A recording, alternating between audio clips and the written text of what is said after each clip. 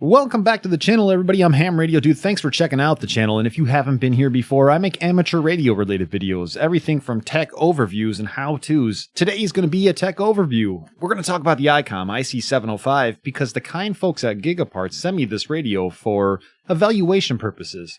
We're going to go over some of its features, and I'm going to give a couple of thoughts on how I like this radio when I set it up for Parks on the Air. Your source for amateur radio news, reviews, and tech overviews. This is Ham Radio Dude. So what is it about the ICOM IC-705 that's so appealing? And I think a lot of it has to do with the fact that it's a small form factor radio that's similar to the ICOM IC-7300. So therefore, anybody who is familiar with the IC-7300 is naturally going to be kind of amused or appealed to the IC-705, but there's so many more features, and let's go ahead and just talk about those features right now. If I head over to gigaparts.com, I'm going to see that the IC-705 is capable of HF, meaning 160 meters through 10 meters. It's capable of VHF, meaning 6 meters and 2 meters, and it's capable of UHF, 70 centimeters.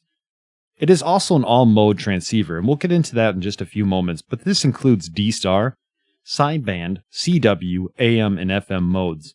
I've always been the kind of guy who rather just show you the specifications and talk about them than display them on a screen and talk about them. It makes it a lot easier for me to learn, and I'm sure it makes it a lot easier for some of you at home to learn as well. So let's go ahead and just start talking about this radio.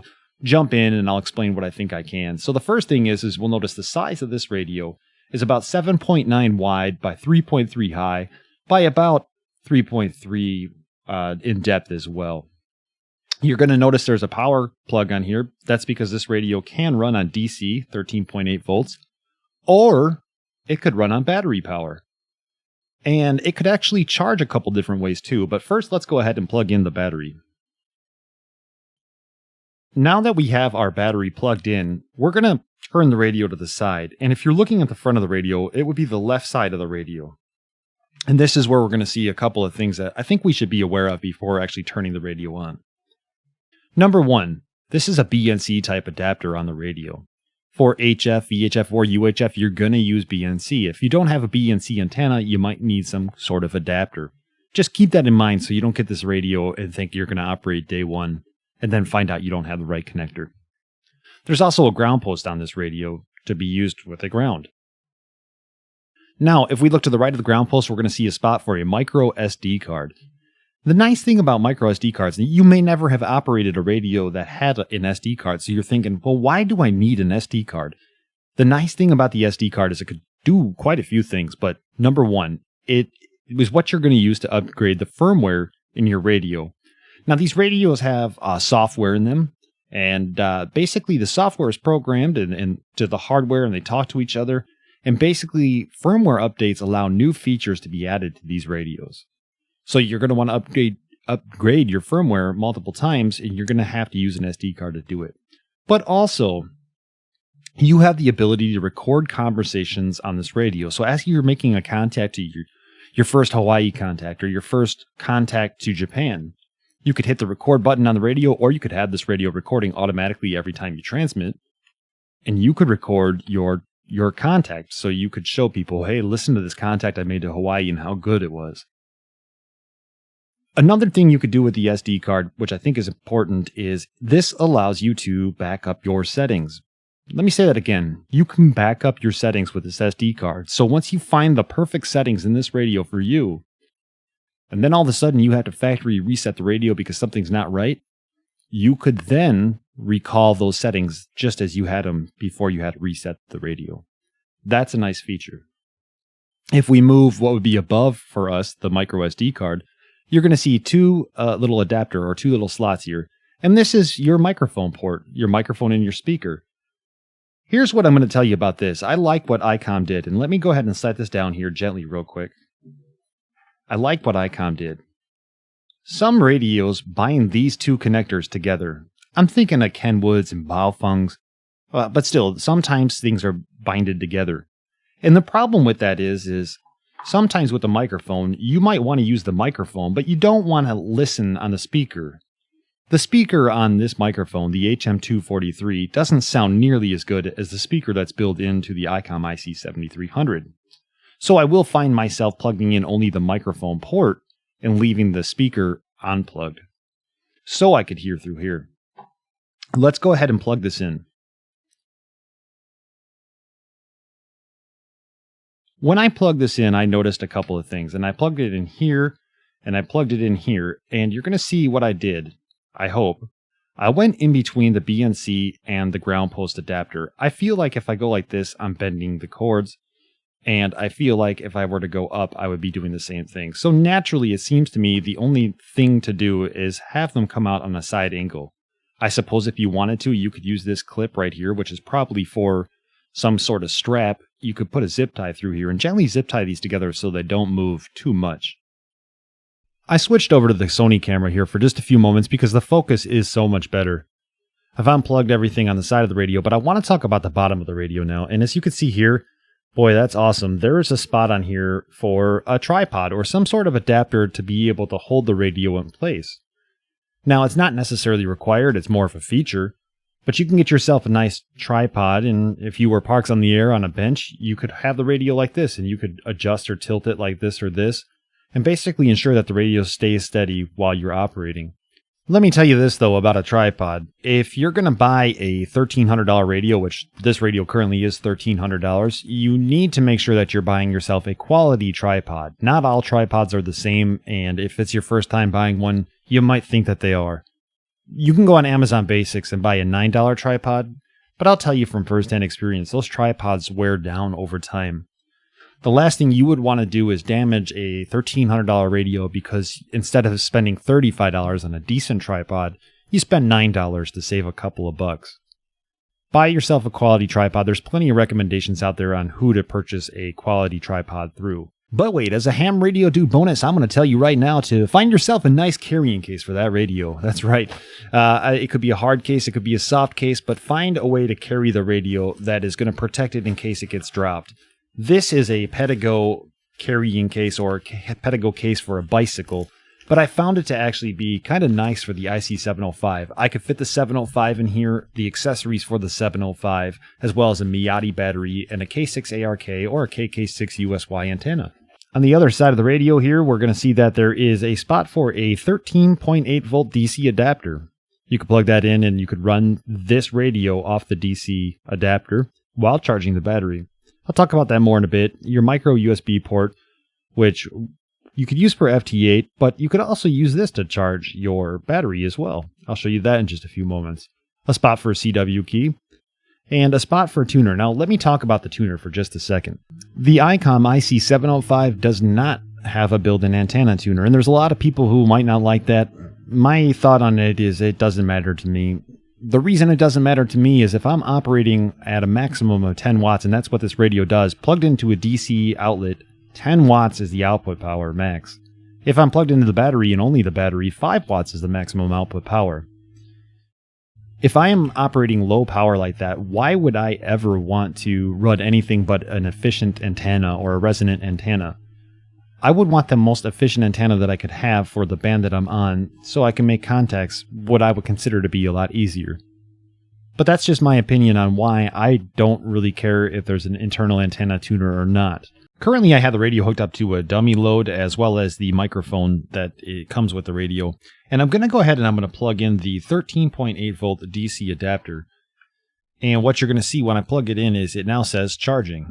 So there's your charging indicator. I'm going to go ahead and unplug this for just a moment though. And if I turn on the radio, holding down the power for about 2 seconds, it'll turn the radio on. The ICOM icon will appear and then a battery indicator. It shows very fast, but it does show your battery status, and it shows whether or not you're using external power source. Right there, it showed there was no external power source, but if I turn this off again, and I turn it back, or plug the 13.8 volt DC back in, and I turn the radio on, we'll see the ICOM icon again, but now we'll see that it's 12.9 external source as well as the battery's charging. Another indicator that the battery is charging is going to be right here, where there's a battery indicator and there's a lightning bolt. If I unplug the charger, you'll see that it's running off of battery power and it shows that there's about half the battery left.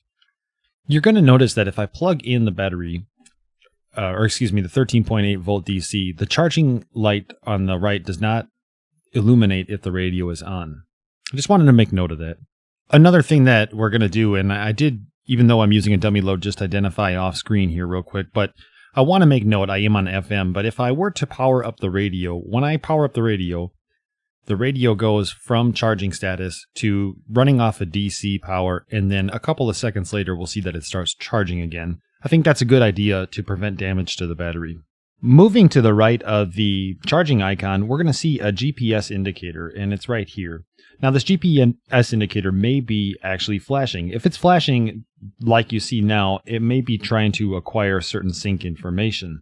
But you could tap on it, and you'll see here it says that there's no current GPS information. I am indoors, and what I'm going to tell you is there we go. I got a sync. Now we can see what satellites it's syncing with, as well as the current location that you're at and your current altitude. Being indoors on the second story, I would say that the GPS is working quite fine. I have had radios where even when I'm operating in a vehicle, I can't acquire a GPS sync. So this one seems to do well, especially me being indoors. Moving to the right here, you're going to see a SD card indicator, and you'll notice you can't really click on it. But you know that your SD card is plugged in when you see that little SD icon. And then you have the time. That time is currently wrong. If I click on it here, it says that my current time and date is Tuesday the 27th of July, which is correct. And it says it's 1717 hours. Well, I'm actually in a different time zone than UTC, so maybe that is correct for UTC. I'll show you how to change that here. I've adjusted the screen brightness so you guys can see the screen a little bit better. But here we are. We have the time like I mentioned. And what you're going to want to do is you're going to want to change the time. Click Menu. And from Menu, you can click on Set. You're going to see that there's 2 pages of menu options, and Set is in both of them. It doesn't matter which one you go to. They're the same set. In here, you're going to go down to page 2 and click on Time Set. Now there's 2 options here, Date and Time and UTC Offset. Currently it is 1722 hours UTC, and I've confirmed that. And I'll talk about this NTP function in just a few minutes when I talk about the enabled Wi-Fi that's on this radio. But if you needed to change the UTC time, you can click on the time and change it manually. This is nice because you're not always going to have Wi-Fi. Anyway, since it is 1722 hours, I'm now going to hit the back button, and I'm going to hit the UTC offset, and I'm currently at a -5 hour offset.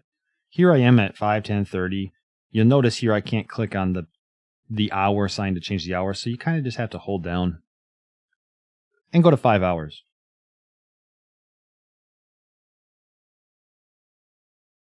Once you get it, go ahead and click the back button. And click the back button again, or you could even click exit right here. And you'll now notice it says 12:23, and if I click the time, it'll show me that it's 12:23 Central Time, and UTC time, it's 1723 hours. And I sort of got ahead of myself, so my apologies, but I do want to mention, if you haven't figured it out already, this is a 4.3-inch color touchscreen display, which makes it really easy to navigate a lot of different menu features.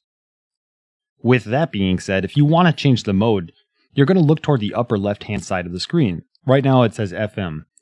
It may say sideband or SSB. It might say CW, depending on what mode you're in.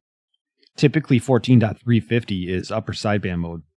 If I tap on this where it says FM right now I will be displayed a list of the modes I could change to. So for example, I'm going to click sideband, and it automatically brings me into upper sideband mode, because that's typically what this frequency right here is. If I want to get to the band stacking register to change between bands, I just have to tap on 14, and then I can click whatever band I want to change to. For example, we'll go to 10 meters. In 10 meters, I'm at 28.500, and this is in FM mode because I had put it there. Again, I would just tap on FM and go to sideband mode. If I want to go to, say, 80 meters, I would just tap on the band stacking register and click on 3.5. Now you can see I'm in lower sideband mode by default.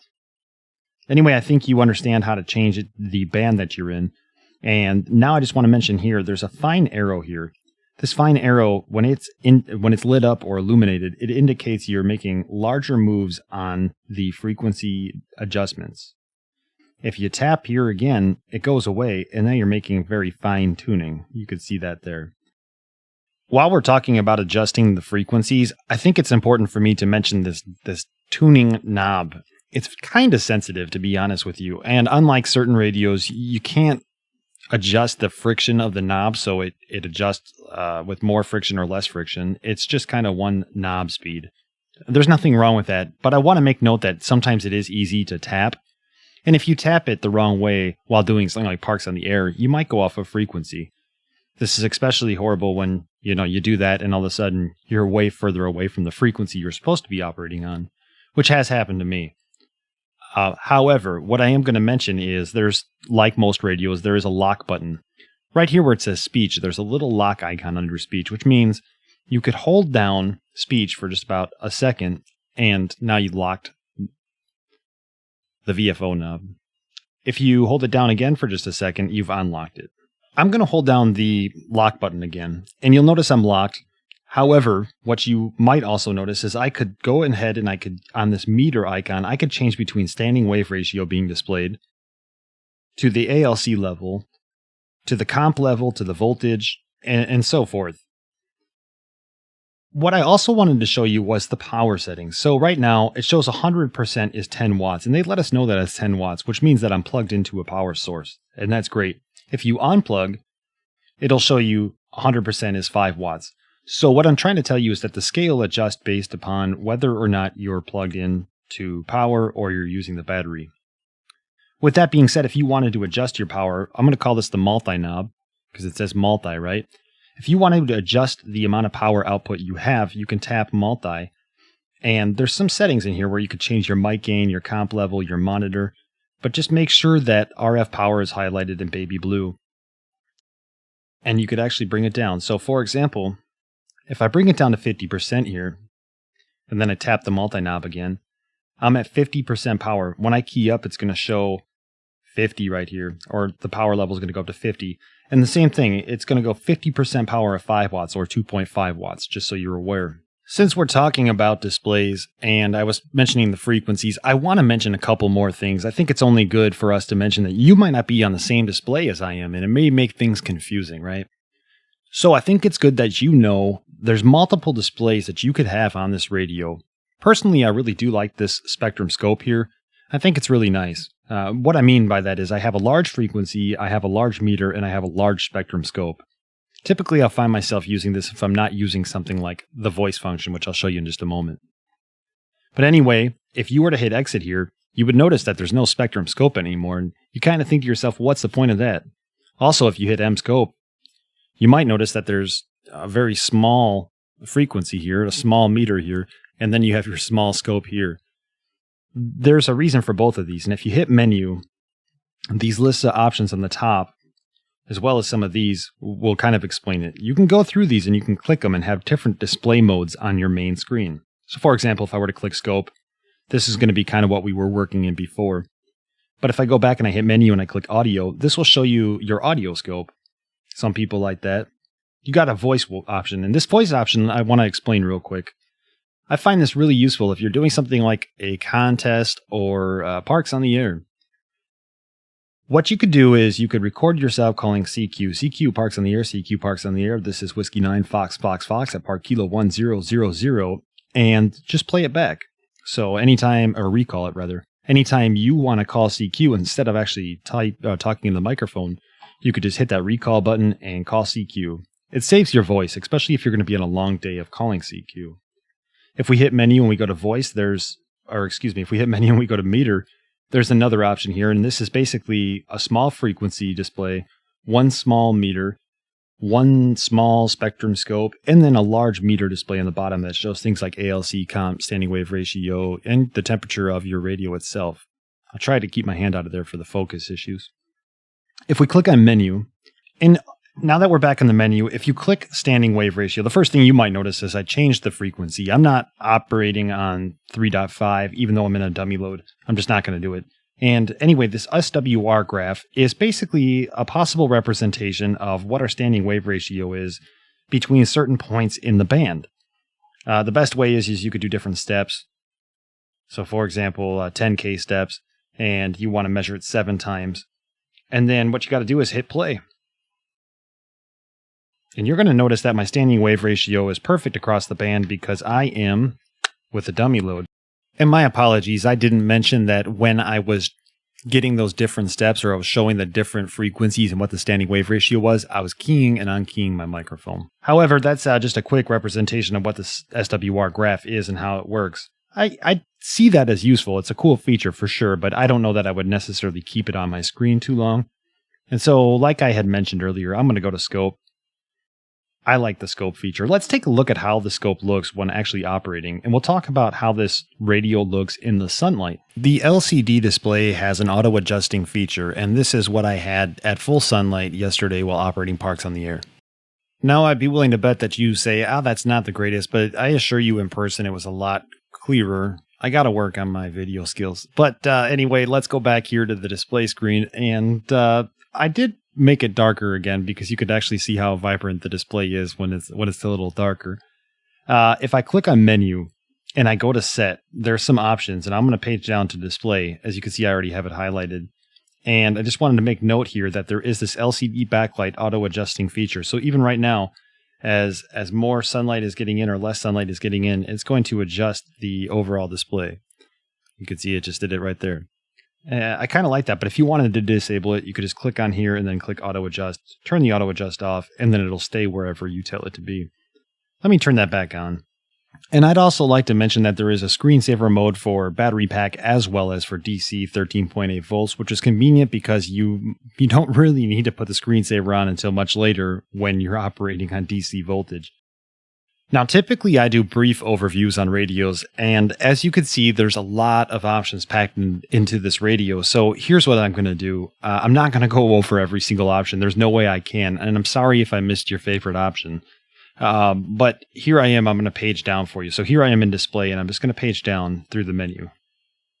If you see something you might be interested, feel free to pause it.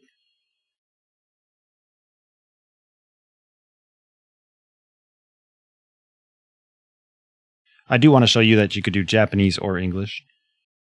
There is another option I decided I wanted to show you real quick just in case you were confused. Now, I do want to mention my good buddy Hayden over at Ham Radio DX. I'll provide a link below. He has a full walkthrough on how to get this thing set up on everything, a basic setup, and he even has an FT tutorial, so check him out, Ham Radio DX.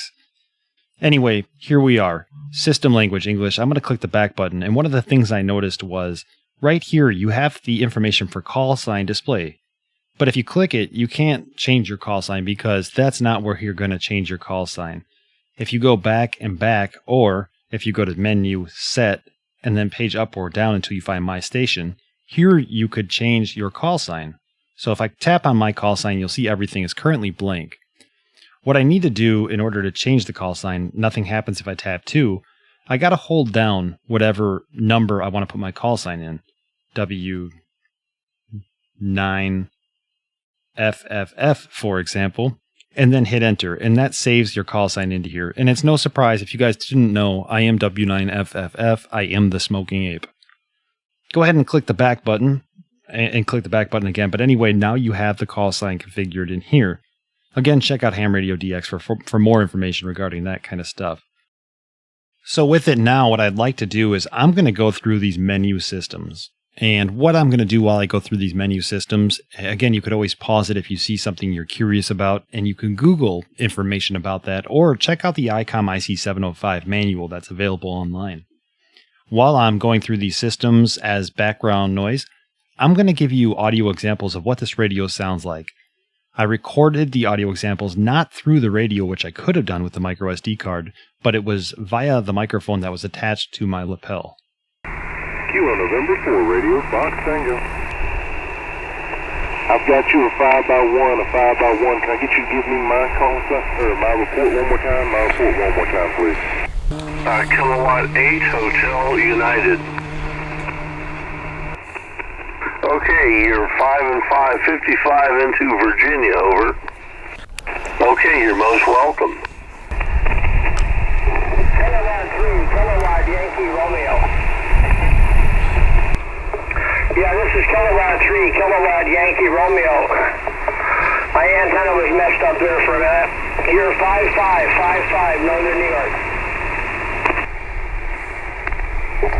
W9FFF, did you copy K3KYR? Okay, thank you very much. You were 53 to 55 here in Northern New York. Good luck, 7-3.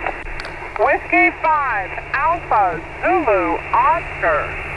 I copy you 5 by 2, 5 by 2, 5 by 2 in Texas, QSL. 73. Huey, how's the copy over your way, Rich? Yeah, you're a good signal over here, S8 to S9, no problem at all, Rich. Very small signal, by the way, sir. Could you please repeat your call sign for me? All right, I have a Kilo 4 Oscar Delta Lima, is that correct?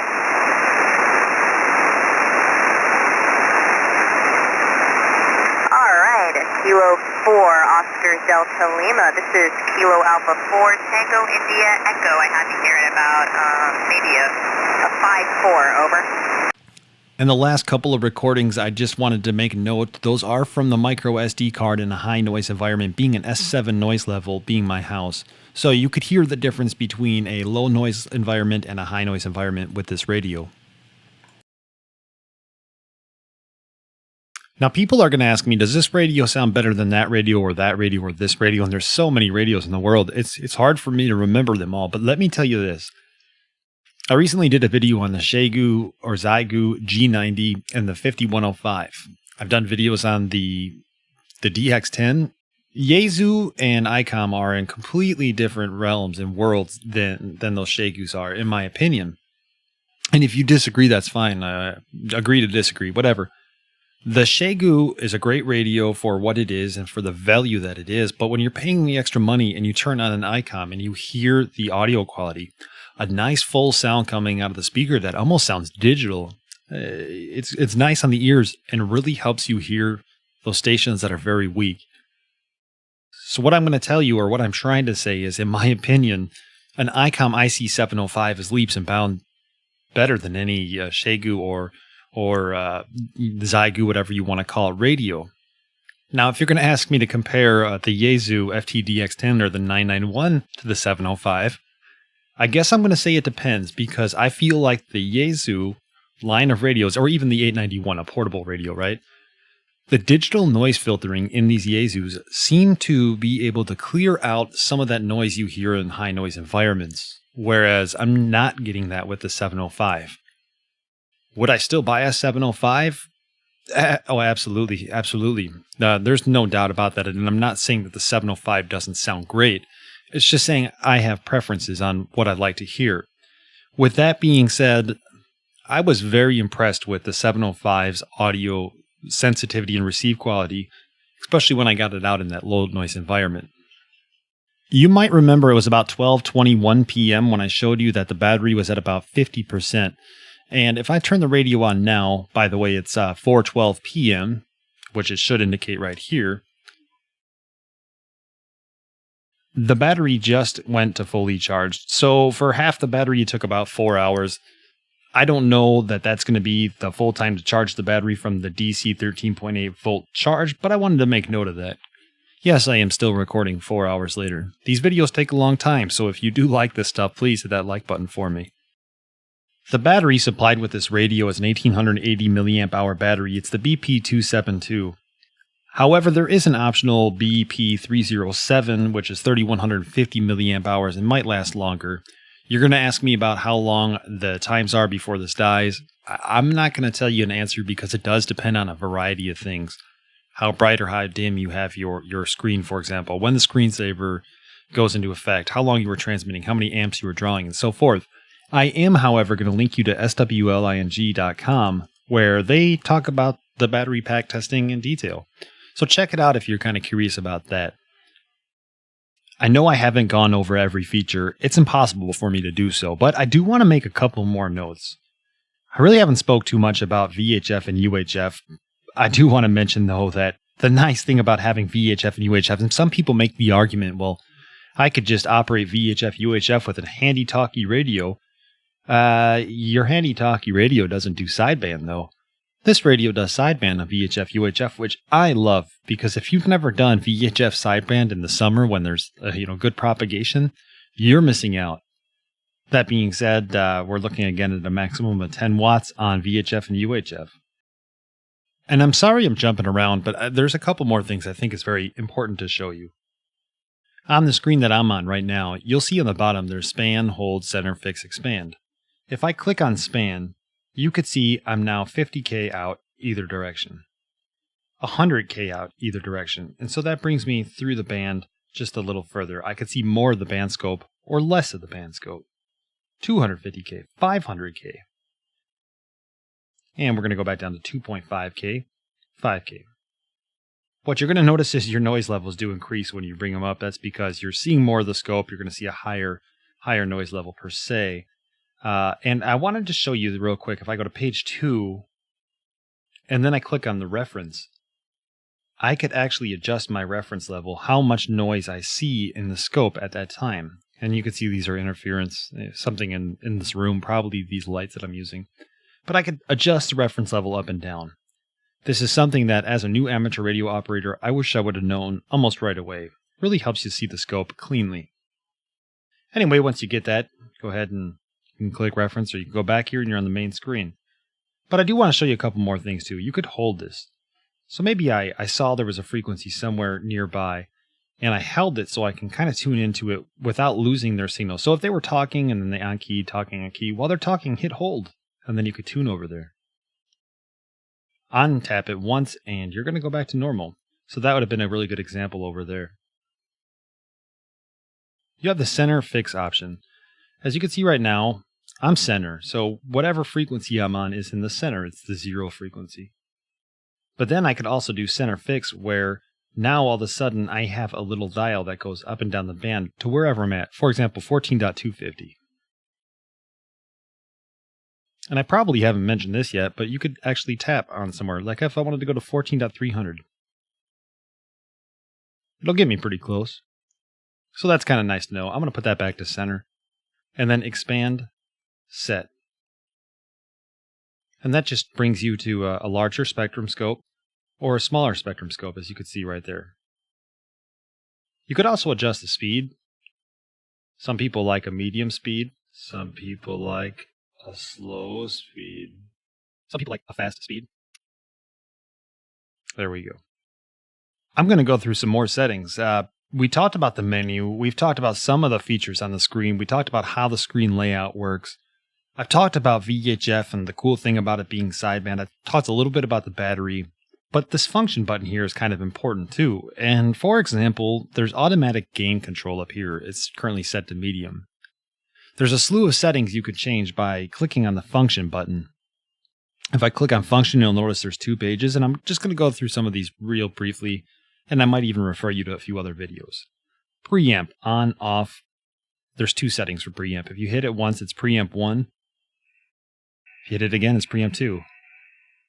And if you hit it one more time, the preamp is off. That essentially is going to make more gain go into the radio if you have it set to 1 or 2. As opposed to off. Automatic gain control has 3 settings. You have mid, fast, and slow. And depending on the mode you're on, you're going to want to adjust that. I would recommend reading the user manual regarding that.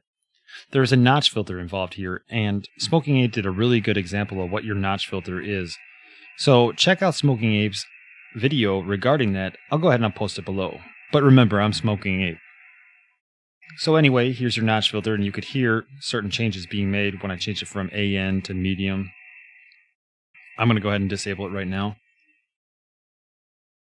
And then we have the noise blanker on and off. If you have a level of interference or some source of interference that's creating a lot of buzz, for example, the noise blanker might be a good option for you. Some people actually have this enabled when they have interference from a blinker in a vehicle or an alternator, for example. Your noise reduction, and this is another thing here.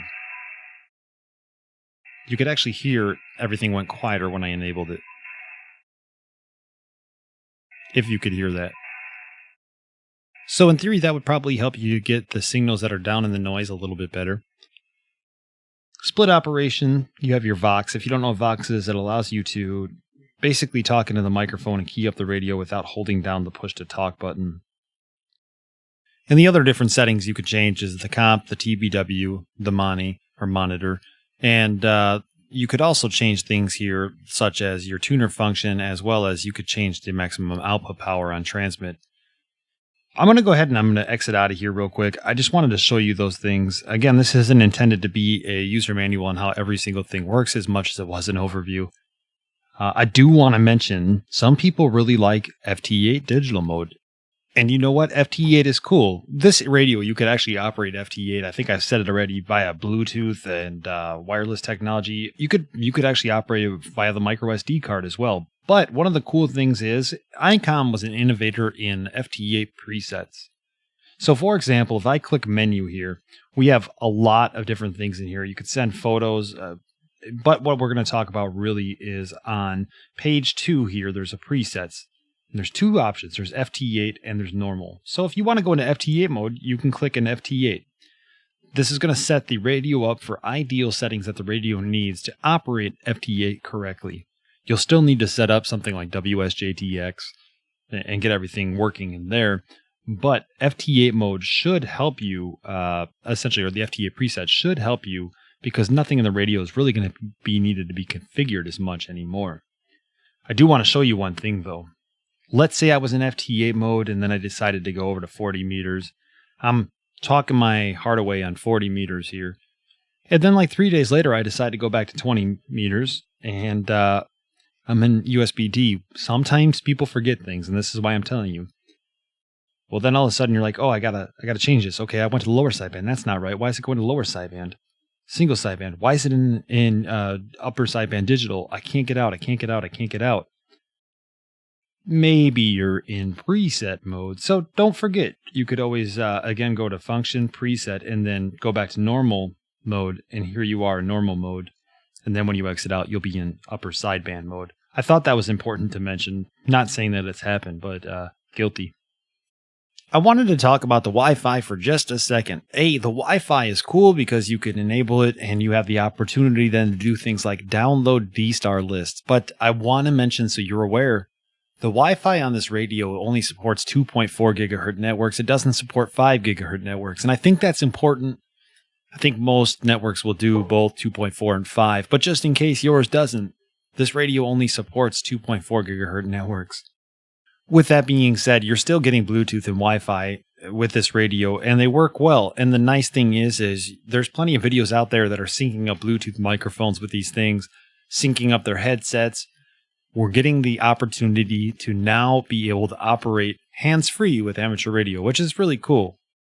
Earlier in the episode, I mentioned I was going to show you the NTP capability or enable function, and I am going to show you that. It's really easy to set up, and there's a cool little feature in here, so I just thought I would mention it. But let's go ahead and go over to the camera here. And once you have your Wi-Fi enabled, which is really as simple as scanning the Wi-Fi network, selecting your network, and putting in your password, then if you go to menu and you click on set, what you're going to do is you're going to page down until you find time set. And when you find time set, just click on date and time. And what you're going to see is you're going to see the Ntp Time Sync, and you could see my Ntp Time Sync is on. And if I page down here, I could actually change to the server address. Now, realistically, anything that you need to do is just make sure that the time sync function is on, and it'll automatically sync your time when it's connected to Wi-Fi to the Ntp server address. This is already listed, but you might want to change it for whatever reason. Now, the cool feature I wanted to show you is the GPS time correct. You'll see here I have it set to auto, and basically what's going to happen is, let's say Ham Radio Dude was traveling from his home location to Texas for a future video. Hint, hint. Maybe just he wants the ability to know the accurate local time and not what time it is at his home location. Although those are the same time in that situation. But you see the point. If I was in California, it would show a different time. Maybe I'll be in California for, I don't know, Pacificon. Hint, hint. Anyway, there you go. And so that is the NTP server and how that functions as well. Really, I haven't talked about Bluetooth too much, but enabling Bluetooth is just as easy. Go to Bluetooth set, enable Bluetooth, and then you could pair and connect your devices this way. Again, check out Hayden's channel for more information. People are going to ask me now, why would I pay $1,300 for this radio? And I've kind of summarized this already with everything I just spoke about, but I want to recap a couple of things you're getting for $1,300. You're getting HF, you're getting VHF, UHF, you're getting D-Star mode, which I really didn't talk too much about. On top of those, though, in the 2 meter and 70 centimeter band, you're also getting that ability to do sideband mode, which is, like I mentioned, way more than you're going to get with an HT radio. You're getting superb audio quality. I love the sound of this IC-705, especially in low noise level or environments. You are getting a QRP radio. And let's talk about QRP real quick. Is QRP good for your first radio? I don't know the answer to that. It's going to be difficult for you to make contacts on QRP. I managed to make about 10 contacts in 45 minutes, and it was difficult. I was 5-1, 5-1, 5-2, 5-3, 5-5. I think I got a 5-7 in there. It's going to be difficult to make those contacts, especially in contests when you're trying to get through those bigger stations, but it is fun. With that being said, they do make aftermarket accessories like amplifiers for this device. You might want more power if you're looking for a radio for your first radio. If you're okay with QRP low power and a very difficult challenge at times, yeah, this will be a great radio. If you're looking for a QRP radio, a backpacking radio, a radio to go do parks on the air on, and you're aware that, low power sometimes is a difficult thing to operate, this is a great radio as well. 2.2 pounds without the battery pack, by the way, I forgot to mention that in the video. ICOM is really innovating their technology, meaning they're really concentrating on these firmware upgrades, certain features that they're adding. It does disappoint me a little bit that they don't have a CW decode. I will be the first to tell you that. However, there's a lot of feature-rich stuff in this radio that allows me to kind of overlook the fact that for $1,300, I'm not getting CW decode. I like this radio. I gave you an overview. I'd like to thank Gigaparts for giving me or loaning me this radio so that I could make this video and actually get the opportunity to play with one of these. Hey, I wanted to jump on here and give you a side note while editing this video. I have decided to purchase this radio. Surprise. I'd like to thank my channel supporters, which are going to be listed below right now. And I'd like to thank you for watching the video. If you did like this video, it should be well over 40 minutes by now. Please don't just hit the like button, but subscribe to my channel. Check back often. I'm Ham Radio Dude. Until next time, 73.